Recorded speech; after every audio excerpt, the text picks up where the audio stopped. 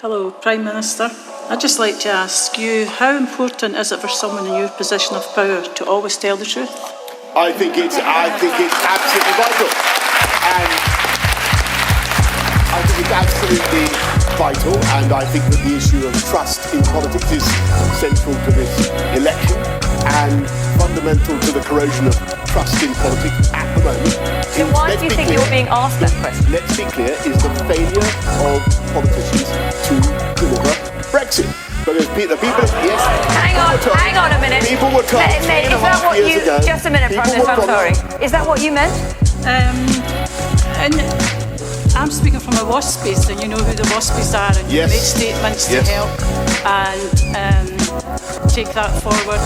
Are you still in that frame of mind that you're going to help us out? You're going to solve this pension issue? Well, the WASPy issue, as everybody knows, is a very difficult problem caused by a change in the pension age for women who retire at a certain age, and I do sympathise deeply with the position of the WASPy women, and we have looked at it. I would love to be able to magic you a solution.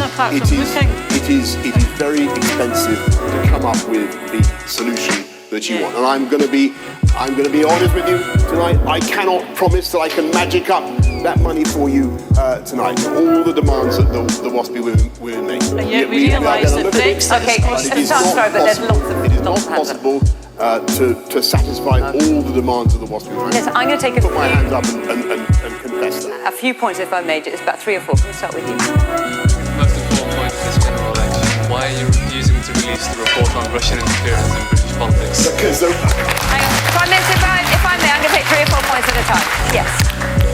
Why should you be Prime Minister if you constantly keep on avoiding scrutiny? You cancelled Parliament for 5 weeks. You ran away from Channel 4's debate, which might be this Sunday, and you banned the Daily Mirror from the Conservative bus. The woman here in the blue. I'm saying that Leave is the will of the people, but I don't think I've ever heard you address specific issues bringing into question the validity of the referendum. So, for example, we know that the Leave campaign broke electoral spending rules and privacy laws. We know that many people voted to leave based on wrong information, including what was written on the side of a bus. We know that Leave was not defined and still isn't actually agreed upon today. And I'd love for you to address these issues. And also, actually, talk about why you think you've got a mandate to go through with Brexit, because I don't think you can say that this general election can be your mandate when Brexit is mixed in with healthcare and climate change and education. Well, thank you. Just on some of these points, why are we having this election? Why am I allegedly avoiding scrutiny? Well, here I am, and very happy to be scrutinised. But on your point about the reasons for having the election, let's be in no doubt. I didn't want to have an election now, and no Prime Minister wants to have an election on December the 12th. We had to do it because Parliament is blocking Brexit, and I'm afraid. No, hang on. That's not quite right. Parliament voted to accept a reading of your bill. They then didn't want to do it in just 3 days. They were given every opportunity to pass it, and they passed a law to insist that we extended beyond October the 31st. And what we have now is a situation in which the other 3 party leaders either want to block Brexit or absurdly want to have a second referendum on the EU without, and that's I think Mr Corbyn's position. So it seems to have mutated tonight. He's now going to be neutral on the deal that he proposes to do. I don't see how he can do a deal when he's going to be neutral. Is this answering your question? The deal that he wants to do. Never mind that. I do not think, whatever deal Mr Corbyn proposes, I don't think it's sensible for this great country of ours to spend next year in yet more delectable disputations about the EU and then another referendum, if I understood correctly what happened earlier on, another referendum on Scotland. How can that be right for our country? I want next year to be a fantastic year for our country. We're a very ambitious, one nation Conservative government. We have amazing plans for this country, investing in education, investing in health, and that's what we want to get on with. And we need to get Brexit done to do it. There we go. No, wait a minute. I'm sorry. It took about 3 minutes to get that phrase in. I wonder how long it would take. Yes. Thank you. Mr Johnson, whilst you claim the economy is doing really well, how can you justify, for example, in my constituency where I work as a senior leader in a secondary school, how can you justify that 40% of the children in my community are living in poverty, and nationally many more people are homeless, and many people who are working perhaps on 40-hour contracts a week are having to use food banks? So how can you justify this? Well, I can't. Where are you teaching? Whereabouts is your school? In Stannington, towards Hillsborough, Sheffield. Okay, you're from nearby. Yeah. Well, listen. I want you to know that I've been in office for about 120 days or so as Prime Minister, and I do understand. And I've been to many hospitals, many schools in the time that I've been Prime Minister. I've talked to nurses and doctors and teachers about what's going on in their schools, and that's why we're now levelling up funding for education across this country, putting more money into both primary and secondary schools. And I want to see that going directly to your school. But Mr. Johnson, this is a question about your record. You say you've been Prime Minister for about 120 days, which of course is true, but the Conservatives have been in power for 9 years. Absolutely. And that's a fair point. But I would point out to you, for most of that time, I was running London, and when I was running London, we reduced the gap between rich and poor. You were also and we did it. And one of the things I did, which we've now brought into government, we introduced the living wage, massively expanded the living wage when I was Mayor of London. That became a national policy. George Osborne nicked it from me. Act of theft. I was perfectly happy to condone, and it's become a national policy. And I'm proud to say that under us Conservatives, we're going to raise the living wage to its highest ever level. And I guess if you ask me, do I want to tackle poverty in your area? Yes, I certainly do.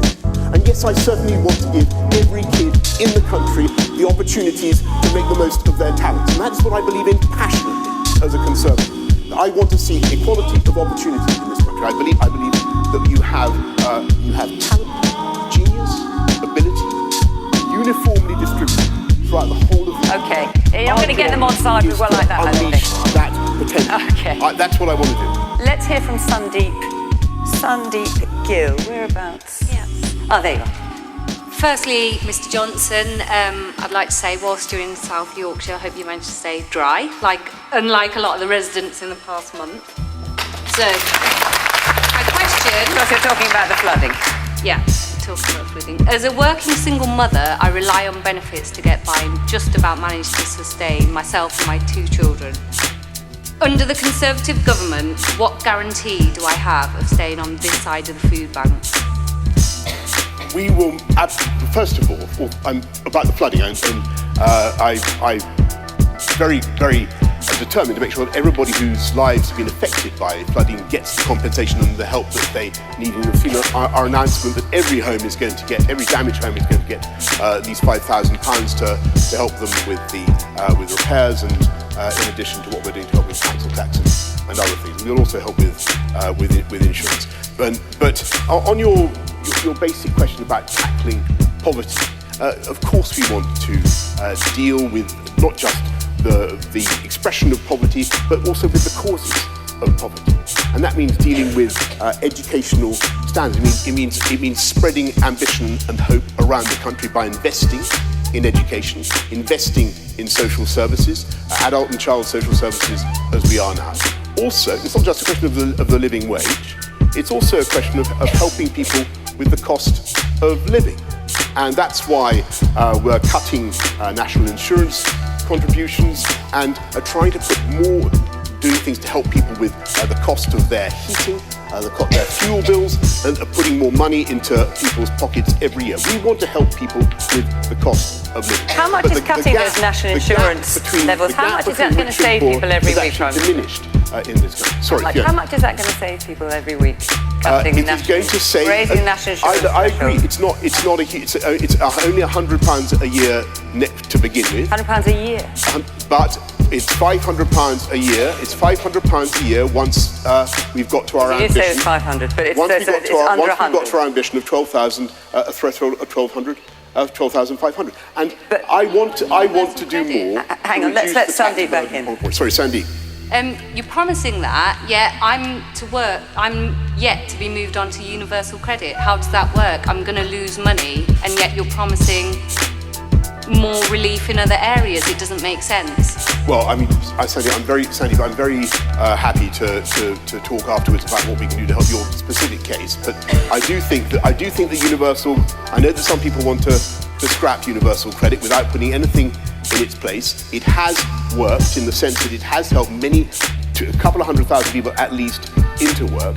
And one of the features of the economy at the moment, whatever the problems we have, is that we have more people in employment than ever before. We have more women in the workforce than ever before. And actually, incomes are starting to grow faster than any time in the last 12 years. So, and that is what we want to focus on. The man at the back in the grey suit.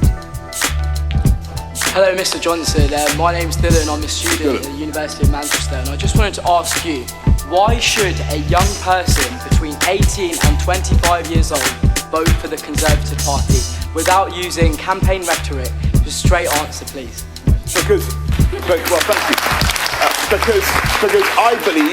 I believe that we are the party that is going to do the most to help you to get a fantastic high-wage, high-skilled job. What about all the debt I'm about to graduate with? And help you to get a home by building record numbers of homes. Help you to get onto the housing ladder. That is and we have built, and with great respect, sir, we built a record number last year, and we have a plan to build a million homes. Hang on, wait a minute. I think there's so much groaning here. I assume you're thinking of the Conservative pledge to build 200,000 starter homes in 2014, and none of those have been built. No, well, actually, if you look at what we've done just last year, we built 240,000 homes, which was more than any year in the last 31 years bar one. And of those, 57,000 were affordable homes. And you look at, I don't want to go on my record, if you look at my record as Mayor of London, we outbuilt Labour by miles when I was Mayor of London. We will build the homes for young people growing up in this country. We will also make sure that they have the jobs to go to, and we will. I'll answer that. The answer is. I think you better, because that's not the second time he's asked it. If he's allowed to shout out, I'm perfectly happy to answer it. And we will, just to complete this point, and we will put in the transport infrastructure, as I say, and improving education that will allow us to unite and level up this country. That is what I want to do. Now, the question was, when will you release the Russian report? This is the report into whether or not there was Russian interference or any kind of influence. There is absolutely no evidence that I know. If that's the case, then why not release it? To show any interference in any British electoral event. And the reason I won't is I see no reason, or reason I decided not to ages ago, is because I see no reason to interfere with the normal timetable. The normal timetable? Hold on, that's not true. That is not true. Going on. That is not true. Dominic Grieve said it should have been released on October 28th. It was on your desk on October 17th. What do you make of this response? Okay. Well, I understand it, and I... Okay, no, please, you have to let Mr. Johnson answer. This is real, I'm sorry to say, and with great respect, so this is complete Bermuda Triangle stuff. There is no, as is the suggestion. If that's the case. As is the suggestion that the referendum, when 17.4 million people voted to leave, was somehow false, vitiated, not fair, wrong, and should now be cancelled. I don't think that is true. My strong view is that the people of this country voted to leave.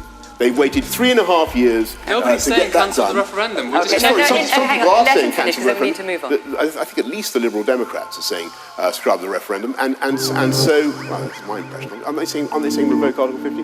Not over Russian interference, they're not. We've had an answer to that. Otherwise, we'll spend the next 15 minutes talking about this report. And it may be to you, and I respect that, but we've had an awful lot of other questions. And I'd like to take one now from Olive Enekido. Forgive me, this is not just for you, this whole session. No, I'm sorry, you're going to have to stop there. Otherwise, it's just not fair on everyone else who's got their hands up. It just becomes an evening just for you, and that's not right. So let's hear from... No, let's hear... I think you've got as much of an answer as you're going to get. Can we hear? Hang on a minute. I am in charge of this thing. Can you just wait a minute? Can we hear now from Olive Ennikido-Lynham. Olive, yes. Hi, Prime Minister. Racist rhetoric in this country is completely right. Will you admit that you have personally contributed to this and say the words, I'm sorry? Well, I want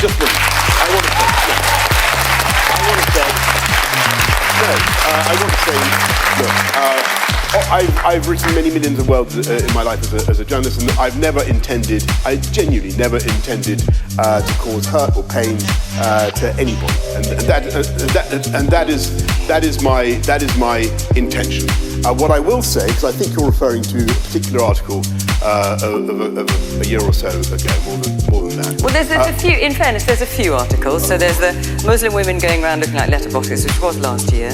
You referred to tribal warriors with watermelon smiles and flag away from pickaninnies, and then just to get another demographic in, tank-topped bum boys. Well, if you go through all my articles with a fine-tooth comb, you can and take out individual phrases. There is no doubt that you can find things that can be made to seem offensive, and of course, and I understand that. But what I will say, just on the point that I think the lady was referring to, Olive was referring to.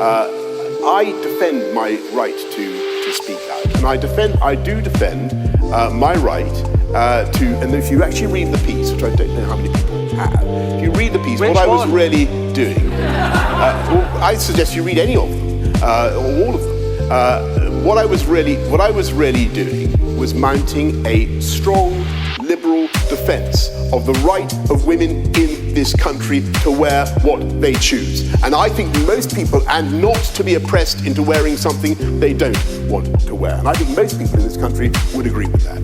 So Olive's asking if you're going to, if you'll say I'm sorry, but...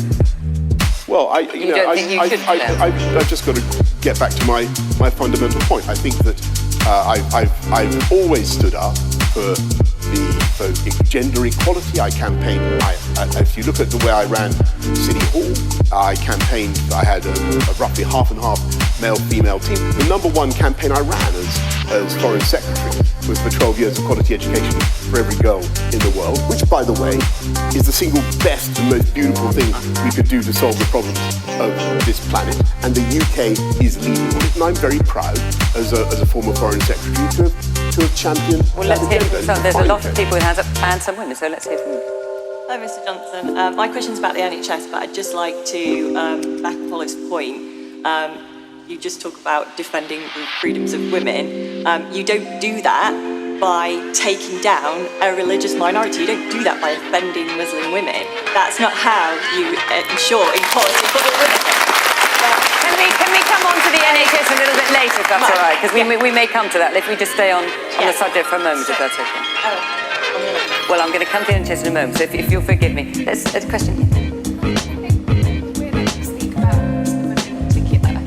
And the way that you've spoken about race in the past is completely characteristic of the way your government has dealt with all the issues it's come up across since 2010. It's been characterised by complete carelessness, by callousness, the way you treat people with DWP, the way you treated the victims of Grenfell, the hostile environment. It's completely... Well, you say you visited hospitals and you've spoken to public service workers, but I think you yourself know you haven't been welcome when you've been to speak to them. The way you've conducted yourself when you've been there has shown that you're afraid of the response you're going to get. So I think it's insulting to the people who've suffered under your government. Even if you say you've only been, in power for 100 days, you've been part of the government for the last 9 years. I think it's completely insulting for you to stand there and talk about all the investment you're going to bring, when it's your austerity policies that have brought on work. Well,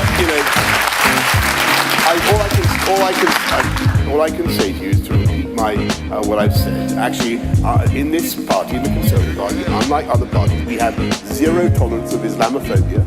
We do, and people are asked to stand down if they're guilty of Islamophobia or any other prejudice or any other hate speech, and that is what we do.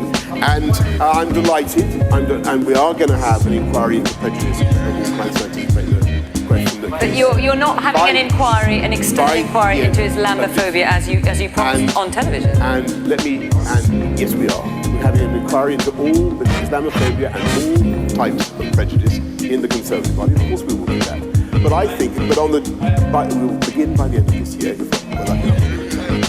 And let me be clear that I'm proud of the record of the Conservative Party in promoting women to which party has produced two female prime ministers? Ours. It's a fair. We have large numbers of women in the cabinet today. I'm delighted to say, and we have a very large and growing number. We have at least 35% of our candidates at this election are female, and I'm delighted by our record. Yes, of course, there is more that we can do. But under the Conservatives, the gender pay gap has shrunk, and we are doing everything we can to help women into the workforce, not least through childcare policies, some of which I announced today. Well, we have another question on there's a forest of hands, so I'm going to try and get to as many as I can, but let's hear from Do you want me to just take down some questions and then try and answer? Well, let's just hear a question from Richard Cocker, first of all. Yes. Good evening, Prime Minister. In 2015, the Tory government pledged to recruit and to train an additional 5,000 GPs by 2020. In 2019, there are actually fewer GPs. Why on earth should I now believe yet another pledge that you will recruit an additional 6,000 GPs over the course of the next Parliament? Well, Richard.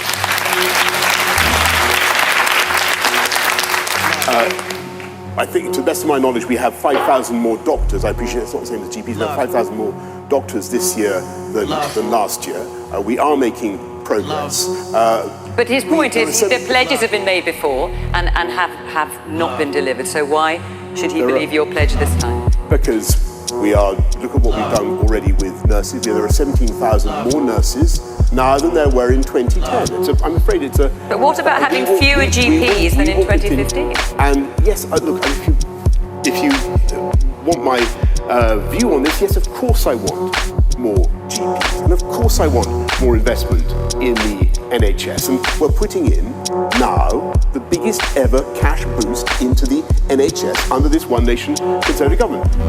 And we will get more GPs, 54 million more GP appointments between now and 2025. Well, we will do that because we are putting the sums in. It's not just that we're building new hospitals, we're investing in people as well. Do you want the answer? The answer is that we're upgrading 20, and as a result of the decisions Prime Minister, it's 6. No, as a result of the decisions that we have taken, in 10 years' time, 40 new hospitals will have been built. And yes, we're starting. Yes, hang on, it is 6. Just so we're clear. Yes, we're starting with 6, but there are 40. So it's not 20. At the moment, it's upgrading 6 existing hospitals. No, sorry, no, it's building 6 new ones immediately, but a programme over the next 10 years with seed funding already going in to build 40 new hospitals. Do you want to come That is the plan. With respect, we do need a lot of extra cash in the NHS, and it's through years of underinvestment that we're actually in the position that we're in. Well, I agree with that. But I do. It's more about the condition. It's as much about the conditions as it is about the money. Yeah. The morale in the NHS is on its knees. The workload is going through the roof. We can't keep the GPs that are close to retirement from retiring because they just see this and they think, I want out. When we're trying to train new GPs to come into the service, they see all of this and they think, do I want to stay in England? We've invested hundreds of thousands of pounds in their training. And they look and think, do I want to commit the next 40 years of my career here? Or am I going to go to Australia, New Zealand, Canada? And then they go there, they work 40 hours instead of 6 hours, 60 hours. They get better pay, they don't have a political football, they don't get treated like a political football. We need to look at the conditions as well as the money that's been invested. I totally agree.